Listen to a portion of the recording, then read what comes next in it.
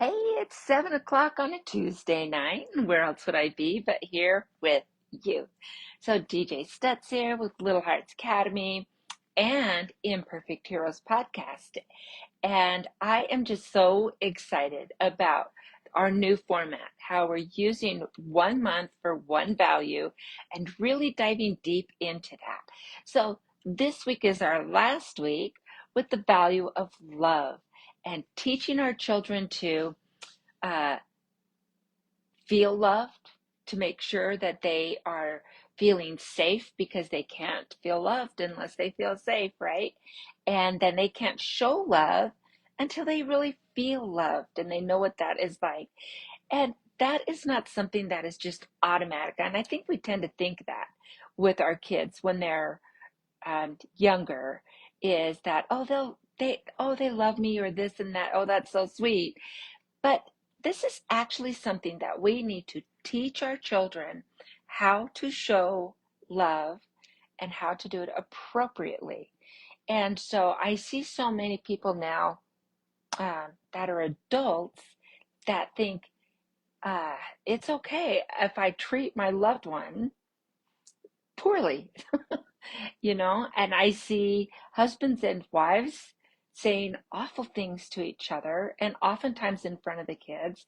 And the kids are going to get confused because they're going to think, oh, it's okay to do that to someone you love because mom and dad must love each other, right? Or how do we treat even our children? How do we talk to them? Do we talk to them in ways that we would never let someone else talk to them?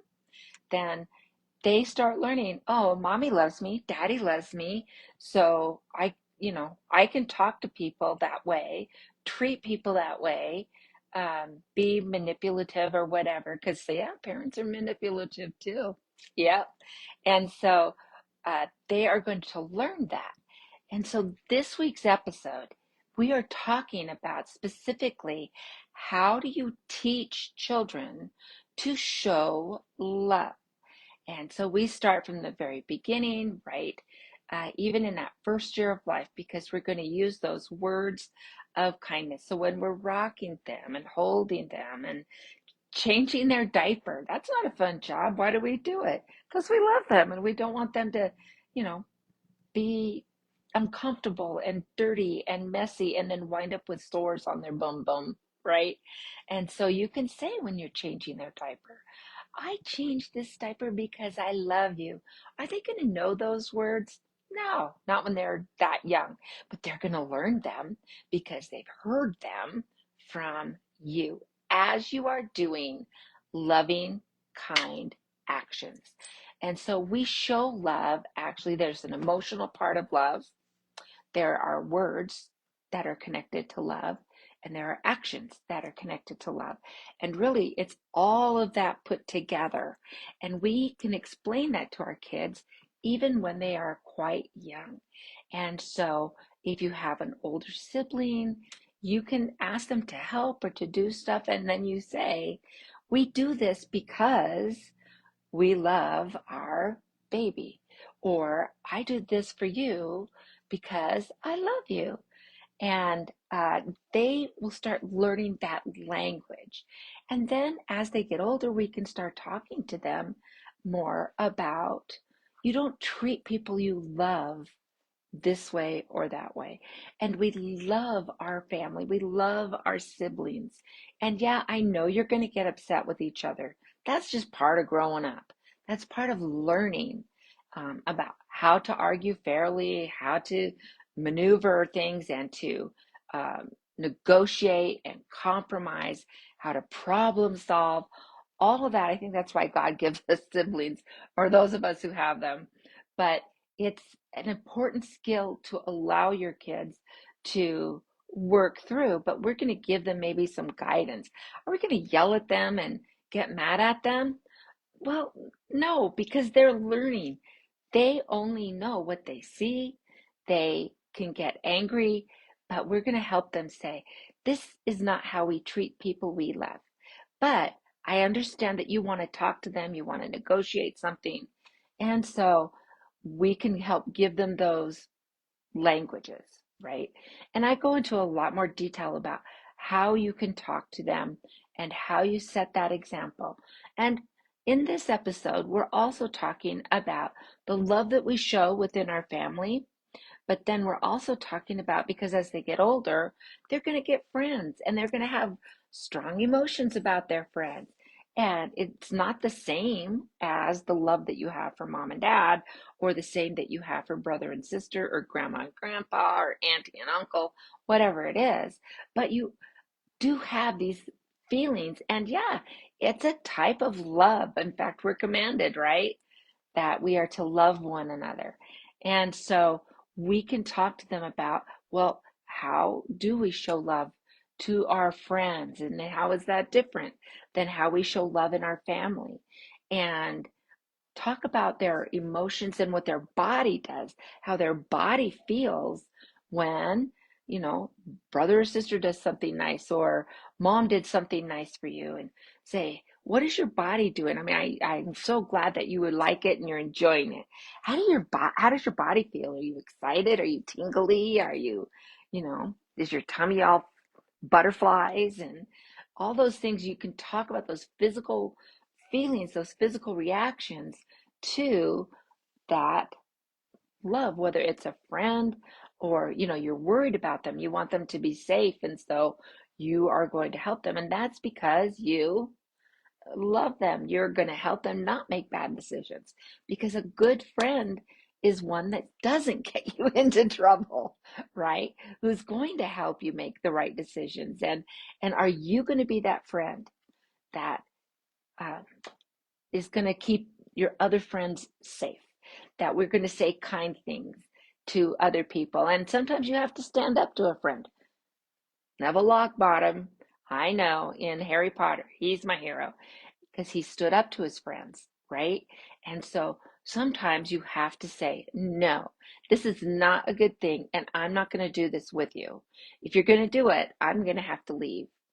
And that's okay to do that too. But if you practice that while they're younger, give them those words, do those weekly family meetings, right? Where you're practicing and giving them the chance to experiment with that and role play with that. So then when the situation really does come up, it's not quite as scary for them. They've had the words, they've had some experience. And you can even practice when you're doing the practicing. Maybe a friend is going to say, well, fine, I'm not your friend, right? And you can just smile and say, yeah, you are. I'm just not going to do this with you. But, it's your choice. But I'll always consider you a friend. You can give them those kinds of words to use as they can stand up to someone else. But they have strong feelings for their friends. They mean a lot to them. And so we want to help encourage them. Then we go from friends, it's going to expand even wider, teachers and coaches and Sunday school teachers, or whatever you've got going on. But there will be adults in their lives. And so we want to be very careful about how we talk, about what showing love to a teacher is. It always felt good to me when I'd have a little kindergartner come up to me and say, oh, I love you, Mrs. Stutz, right? And they give you a hug on your leg. And it does feel good as an adult, but you want to make sure that they are showing that love appropriately. So I've had times when a student will want to come sit on my lap and maybe be a little showing that love a little too much, right? And so you have to say, oh, no, kisses are for home, for mom and dad, not for teachers. Teachers just get hugs. And so you can start giving them that language too. But I want you to think, I had some adults in my life that weren't in my family. They were teachers, and either from church, or there were two specifically at school that really made a difference in my life and really helped me to get through some rough times, and to start feeling better and have more confidence about myself and to look at things in a different way. And I'll bet most of you have had someone in your life that was an adult that really made a difference. Maybe it was a neighbor, or maybe it was the parent of another friend that reached out and kind of just got you, right? And so you want your kids to be able to have that experience, but you also want to protect them from the negative that goes on, right? And so you are going to want to make sure that you're talking to them, that you are giving them those words. We're practicing words. If something feels uncomfortable, you know, you have every right to say, no, stop. You also are able to talk to mom and dad if things that you're not sure about. I don't know, this didn't feel right. And they can come talk to you and that you will help them because it's your job to keep them safe. But you have to tell mom and dad if something's happening. Because I won't know if you don't tell me. And so, that's a rough balancing thing, isn't it? It's a hard thing, but you can do it. So we go through all of these things in the um, episode that dropped yesterday. And so I think it's episode 139. I'm pretty sure that's it. And you can look at all four if you haven't seen or listened to all of the episodes on love. So they start, let me see. Oh, here, January. Come on, February. Where'd you go? There we are. So the episodes that came on February 5th, February 12th, 19th, and then the 26th. All four of those are about love. And so we're taking this value, this important thing, and we're digging deeper into it. So we have a mom on the 12th, I don't know, one of them, the 12th or the 26th, that um, she's raising kids. She's got two kids. She's expecting her third. And we talked about how they are doing teaching love and making sure their kids feel loved and how are they doing it right now in the middle of it.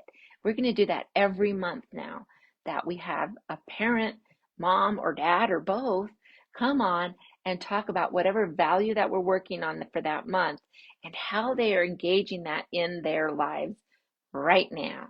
And so that's kind of fun. Next month, so March, starting next Monday, we will be taking on the value of patience, right? It's one of the gifts of the Spirit, and it is something that we know will help our kids to have better relationships. They'll do better academically. They have less drama. They are able to do better as adults during employment. People who are patient tend to have more financial responsibility.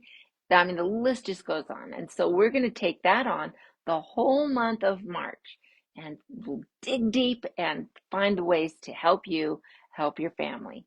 So anyway, I hope that you will listen to it. Go ahead and look at all those four episodes on love and listen to them. Leave a rating and review, please. Feel free to share this video on your formats and spread the word and help us get the word out, because we really do want to be here just to help everyone along and to maybe give some new ideas, maybe some of the things you've heard already, but I'm sure that there are new things that are there because we just dig pretty deep into it and we have a good fun time. And so next week I will be back and we will be talking more about patience. So until next week, let's find joy in parenting. See you later, guys.